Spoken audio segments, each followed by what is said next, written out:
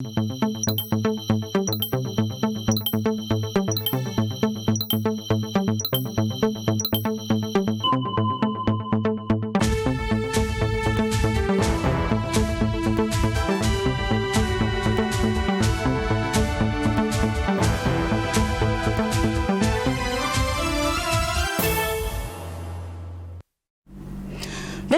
édition du FESPACO, le MICA, le marché international du cinéma et de l'audiovisuel africain est lancé.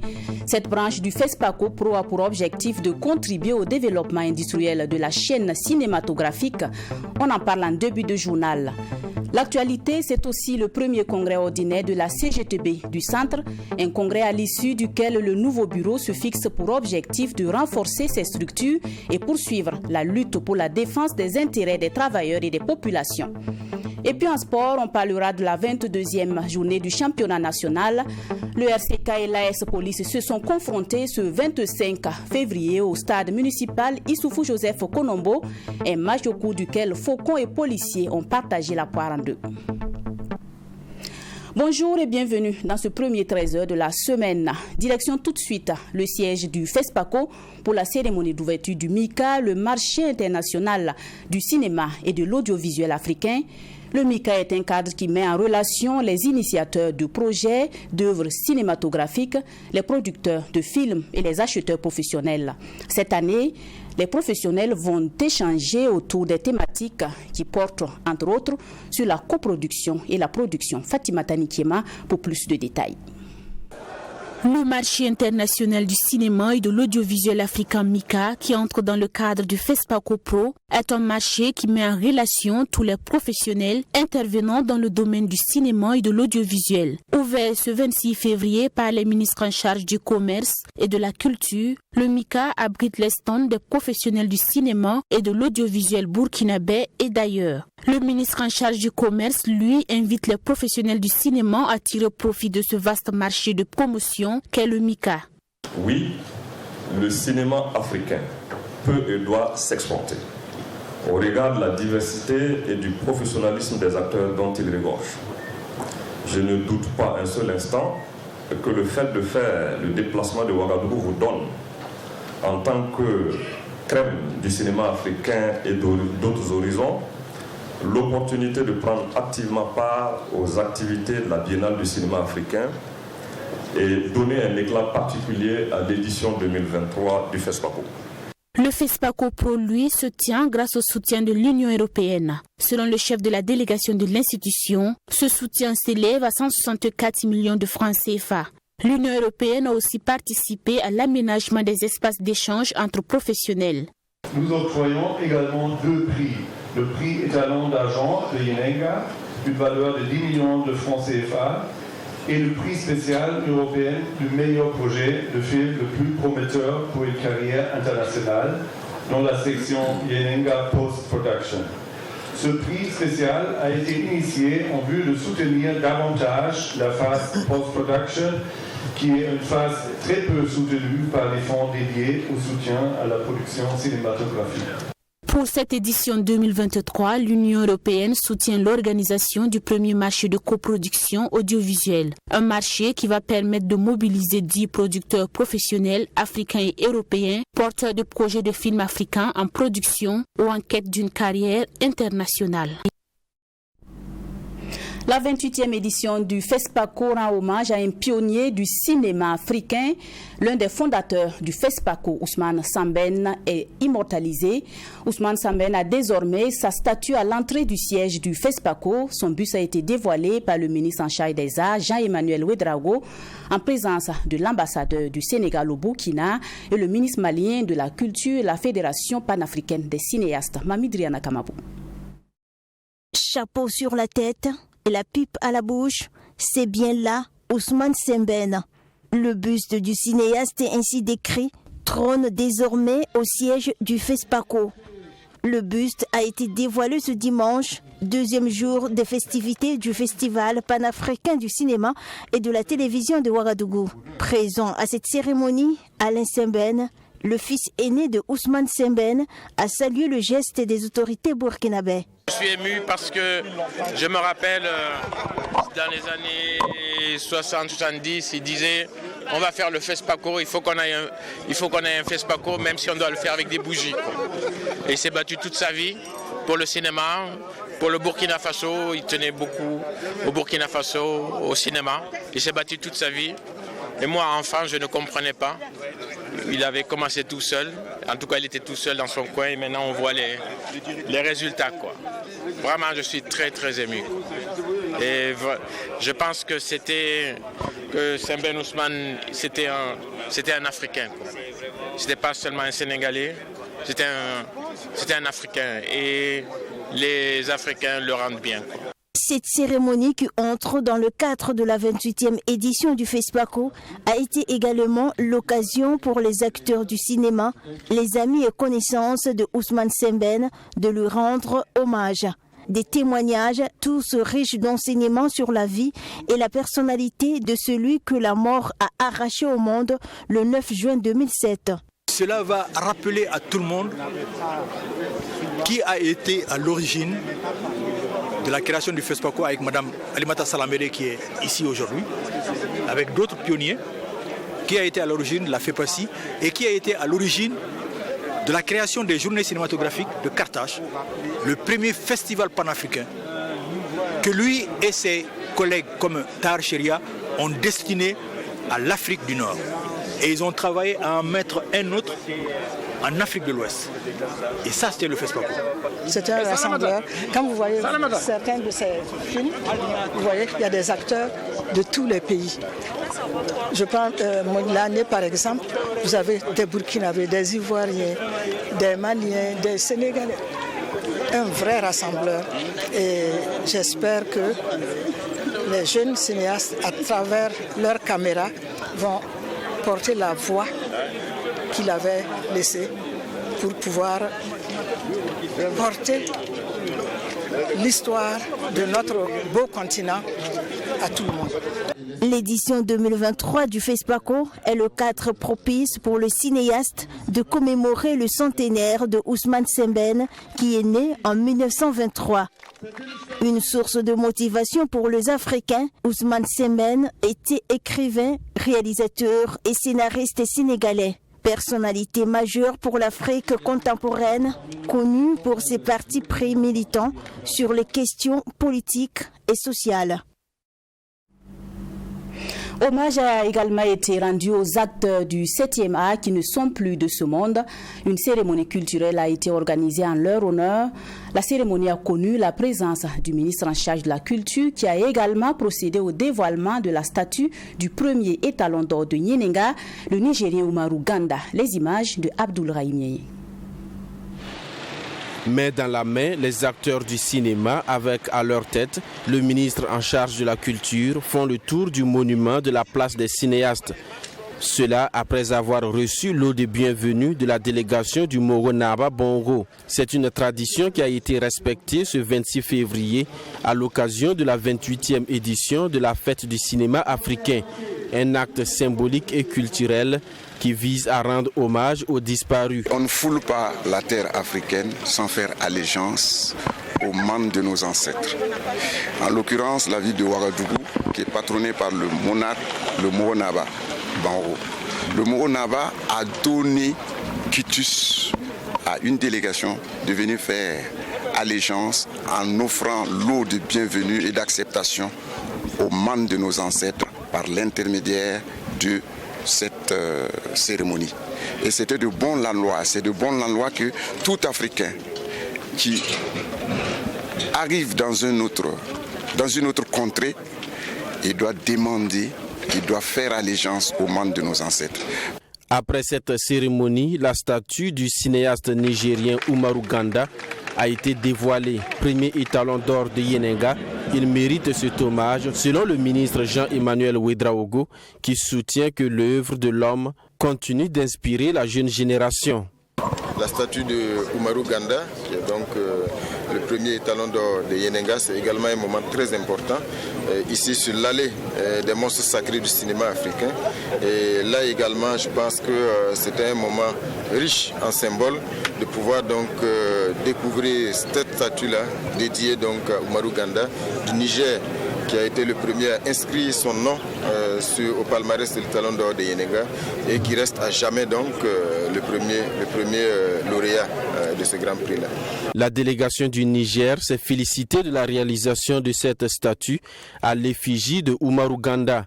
Rappelons que Umaru Ganda est né en 1935 et décédé à Niamey au Niger le 1er janvier 1981. Il a remporté l'étalon d'or de Yenenga avec son film intitulé Oiseau polygame le 12 mars 1972.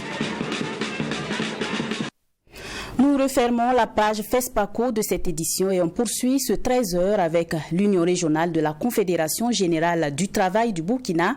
La CGTB du centre a tenu les 24 et 25 février son premier congrès ordinaire, un congrès à l'issue duquel le nouveau bureau se fixe pour objectif de renforcer ses structures et poursuivre la lutte pour la défense des intérêts des travailleurs et des populations. On reste avec Abdoul Rahim. C'est la première assemblée générale de l'Union régionale de la Confédération générale du travail du Burkina CGTB du centre. 48 heures de rencontres et d'échanges autour du renforcement de la structure.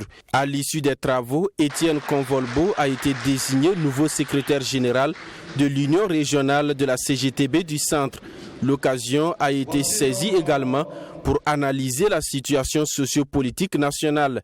L'Union régionale de la CGTB du centre estime que la situation sociale s'est dégradée, surtout après les 2 coups d'État successifs en 2022.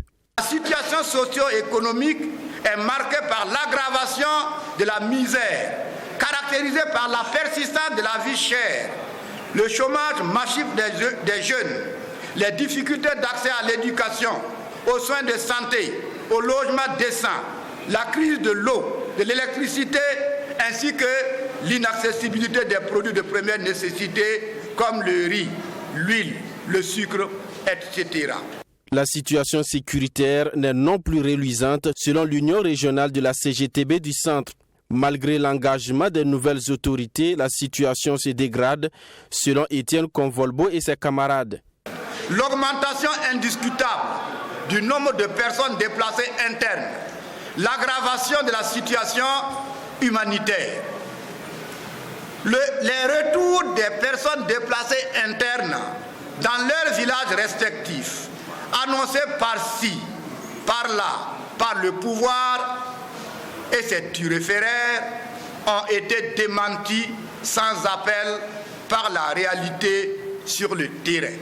Étienne Convolbo et ses camarades dénoncent également la remise en cause des libertés sous le régime actuel de transition.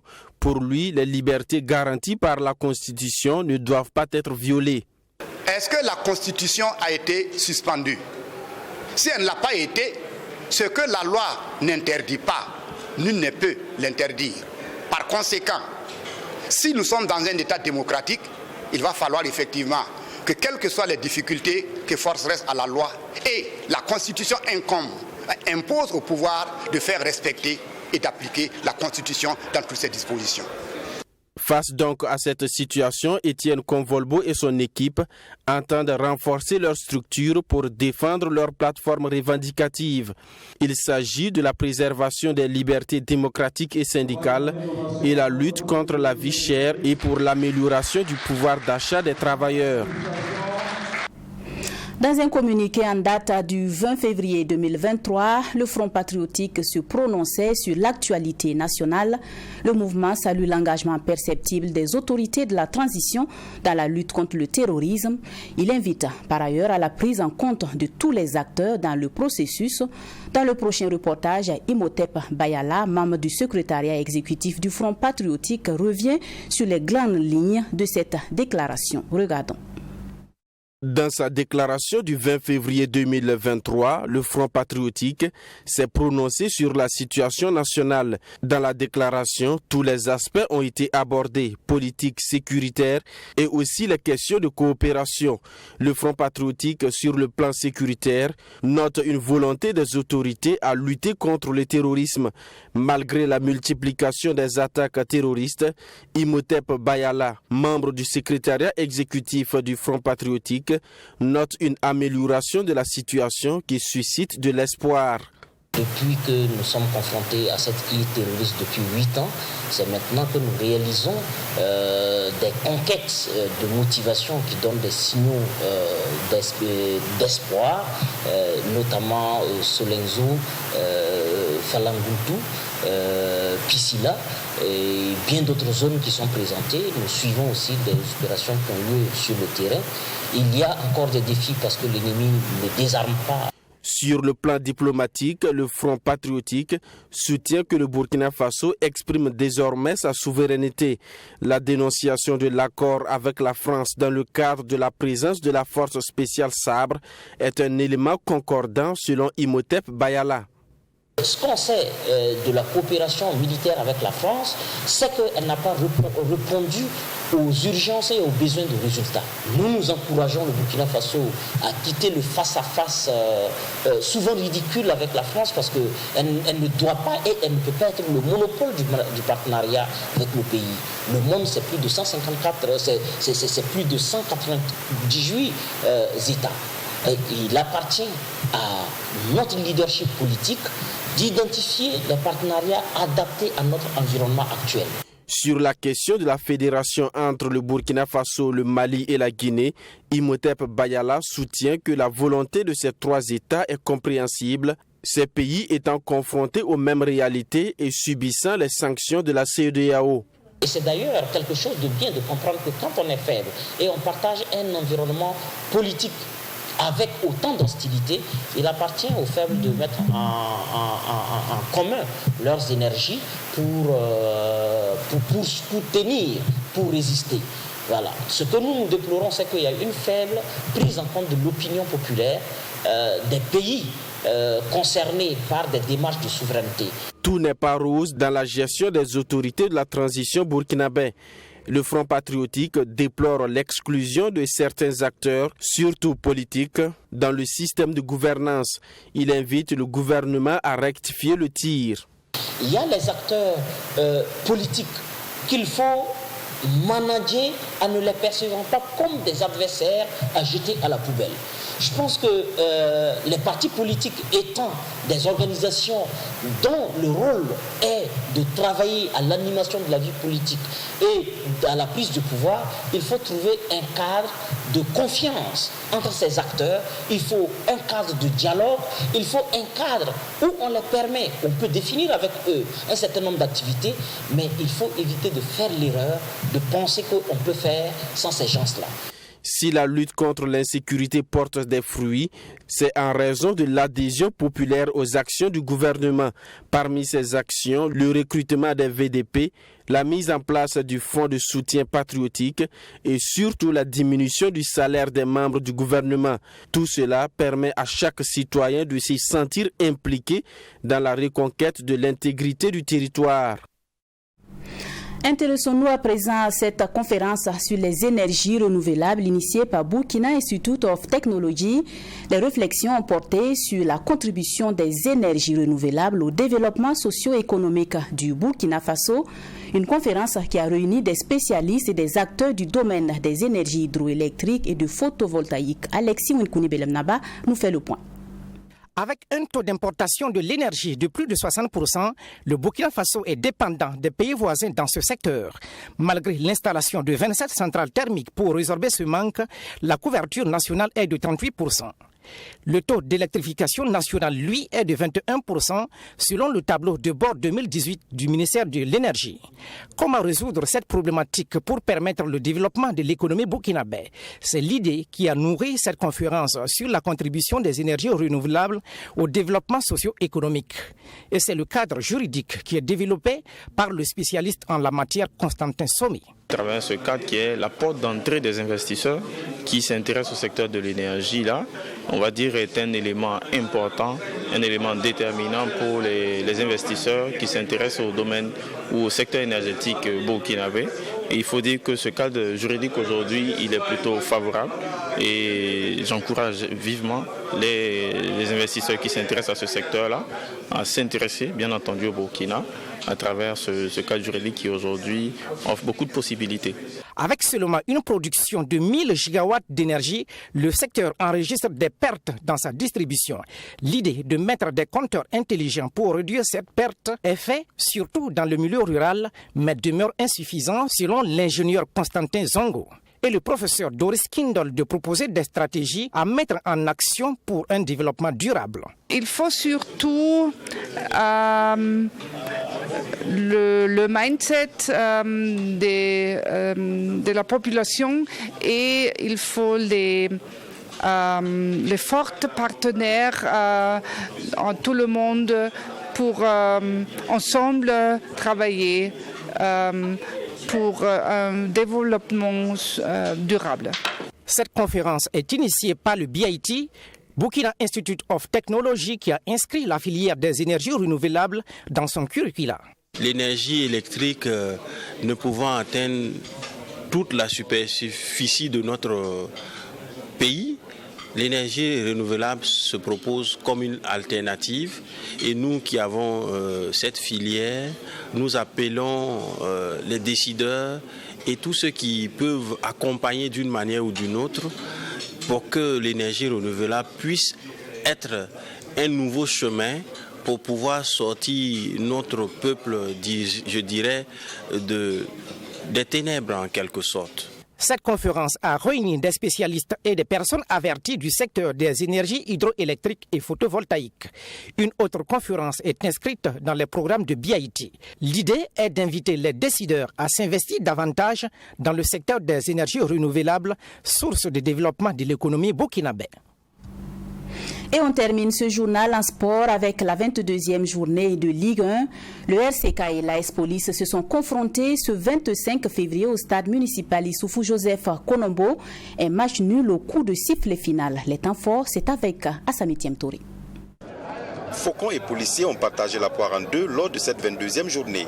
La première période était un temps d'observation pour les deux formations. Pas de situation de but, mais avec une légère domination de l'AS Police sans conséquence. En seconde partie, les policiers continuent de pousser dès l'entame avec cette incursion, mais sans effet. Dans la foulée, le RCK, grâce à cette percée de Aboubakar Sidiki Traoré, manque de peu l'ouverture de la marque.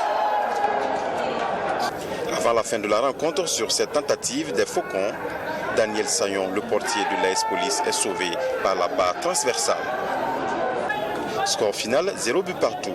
Du regret selon Drissa Ouedrago, venu en renfort à l'AS Police pour éviter la casse et obtenir la première victoire de la saison. Je suis venu trouver une équipe où il fallait vraiment changer certaines choses et c'est ce que j'ai fait. Voilà, ça fait 2 matchs, on produit le jeu, mais aujourd'hui on avait... C'est un regret parce qu'on avait la possibilité d'avoir les 3 points. Voilà, quand bien même. Mais tout ça, c'est quoi? Réuni, je l'ai dit la semaine dernière, le déclic, il va venir, mais c'est dans la tête des jeunes. Je leur dis, ils savent jouer au football, mais moi, je ne peux pas rentrer à leur place. Vous voyez les occasions qu'ils ratent, c'est parce qu'ils sont un peu bloqués dans la tête. Mais je pense que ça va venir. Et je suis venu, c'est pour sauver ce que je peux sauver. Et le reste, on prendra acte. Voilà, on est à 2 matchs sans perdre, c'est déjà bon. Mais dans la production du jeu, je suis satisfait des jeux.